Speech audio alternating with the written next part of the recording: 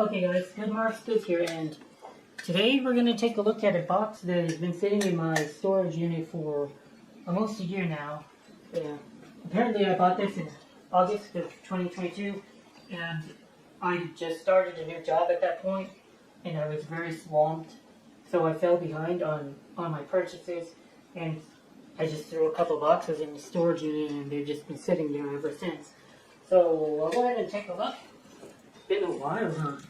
But yeah, it was a 30-pounder, and it was shaking pretty good, very rattly, when I was bringing it to my house. So hopefully there's some good stuff in here. Silver is now flirting with $24 again. It's been kind of like resistance for a long time.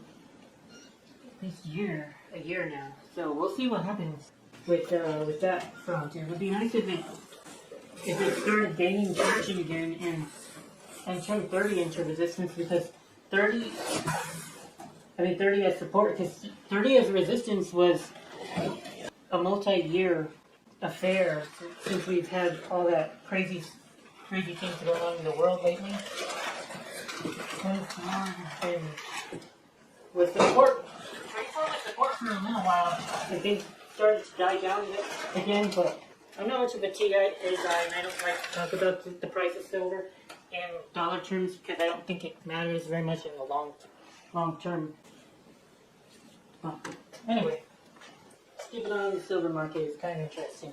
Now let's go take a look at this. Alright, so we've got to look like New Amsterdam Silver Co. is a little creamer thing. It could be worth a few dollars. I like it. Very cute. It seems to be in good shape. Here we have a pretty decent tray, actually. This is fairly nice. Unfortunately, a dent in the body here. That's okay. It should be alright. It's not too bad. Looks like this could use Pyrex in the inside, so this would be kind of like a buffet server. And we've got Bristol EPCA by Cool 114. I don't know the chances of this selling. It's kind of hard to sell these things. Maybe I'm just trying to sell them too high. So maybe it would go for 20 bucks, 15. That would be nice. Well, I decided to just destroy this piece. Servers like this are very hard to sell. They don't go for very high, and they are very bulky, and they take up a lot of inventory space in my store front. So just destroy it. It's a shame. That's just how the economics work in my condition. If I had a physical store where I could lay this out and it would make maybe like $10, $8 or so in a thrift store setting, I could see doing that, but it just doesn't sell online because shipping costs are high. It would also need the Pyrex piece, which a lot of people already have in their homes. That's not the biggest issue, I don't think. The biggest issue is that it's just bulky.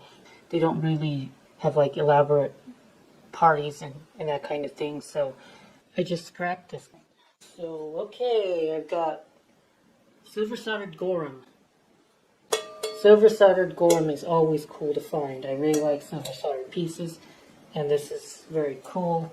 I might keep it myself. I don't know if I wouldn't want to get rid of it because I know it's rare, but at the end of the day, I also know that it's not going to go for much of more of a premium than a normal little tray like this. So why would I give away something I know that it's rare and one day will be revalued higher to consider its rarity?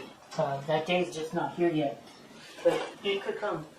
Now here we have what also looks like silver soldered. A Derby Quadruple plate. That's very cool to find. That is very, very cool to find.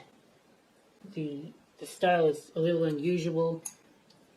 A couple dents in the body, which would be pretty difficult to do something this dirty. I don't know what could have done it, but we're missing the lid. So hopefully I can find the lid for this piece If I can find a lid for this piece, definitely going on my store. W.M. Rogers and Son. A little chalice for wine, I guess. Oh, this is what they call a brandy sniffer. I don't know why brandy is what you drink out of this, but it's a small one too. A sconce. They call these... No, it's not sconce, it's a chamber stick. There we are. The chamber stick. Little candlesticks that you used to be able to hold and go to the bathroom at night back in the day. Doesn't seem to be marked, which is a little unfortunate, but shouldn't detract from its value. This is the kind of thing that you sell if somebody wants it, because it's a little unusual and they might want it, but if they don't want it, then it's just not worth anything, right? Kind of, it's like, if you get rid of it, you should try to. A little native plate. Yeah. So it looks like there's some trays in here, large trays. That's why I bought the boxes. I don't want it to fall on the floor. It breaks the trays. Position. Alright, it's like a lidded vegetable server. I don't understand why these things can't sell, because I think they're very beautiful. But they make a great presentation. Looks like it's the Sheffield Silver Company. I believe that's the Sheffield Silver Company. Electroplated copper. And it's in good shape too. And it feels like it's got the glass. No, it doesn't. No glass liner in here, but hey, it's still good. Nice solid piece of silver plate. Okay, so what appears to be some kind of antique addict plate. Quadruple plate, I assume. Get the trim on it, guys. This is a rare. Like, you don't see pieces like this before. It looks like it was chased or hand hammered. Fortunately, some plating is lost here, but it's very antique, so that doesn't surprise me. Manhattan. Okay. Manhattan Silver Company. Manhattan Plate Co. I really like Manhattan Plate Co. as their logo. It's one of the most beautiful logos by the more common plate firms. It's not that common that you find Manhattan, but I found it a few times. It's out there, and their logo was just so cool. Don't see much beauty in the way of logos. Again, this is the kind of piece that is rarer than the market realizes. And one day, antique quadruple plate like this, it's not marked quadruple plate, but I think it's probably made similar to how they would have made quadruple plate. The stuff will get its respect someday. I don't know when that day will be. I wouldn't blame myself if I tried to keep it. So far, I really like the box. It's got some good, very good solid plate from antique makers, and that's what I like to find. So here is the tray. Okay.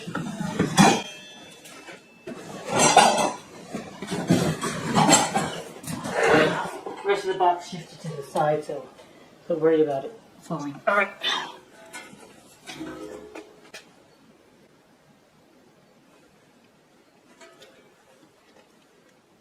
This is a hell of a tray, ain't it?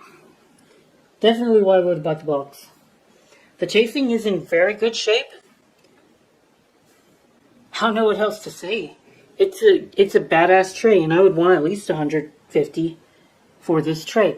Now on the back it says Old English Reproduction, International Silver. I like the way that they use these instead of legs.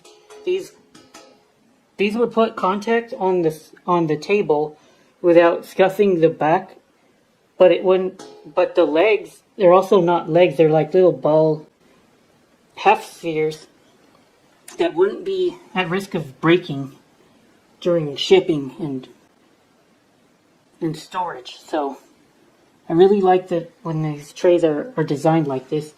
And a lot of the time you would find, what else would you find that has this style? That English company.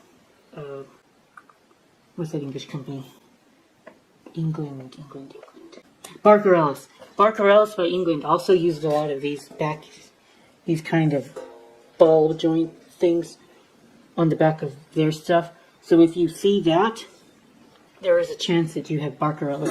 And Barker Ellis is a very prestigious firm as well. Oh, this is such a pretty tray, guys. Nerding out over it. Plain old awesome. The chamber stick was in a pair. Everyday old teapot. Not worth anything in common material. But what we've got is some bowls that are not going to sell. No matter what I do. Little bowls like this don't really sell. Maybe I'll start listing them in little lots. But anyway, so raising tray, really cool New Amsterdam Plate Co. It looks like a fruit basket. This I don't really know how much I paid for it off the top of my head. Hopefully not too much. If I didn't pay more than like 60 bucks for this box, I did really good, and I don't think I did. Alright guys, that's it for today's video. Thanks for watching. Good Marks Goods out.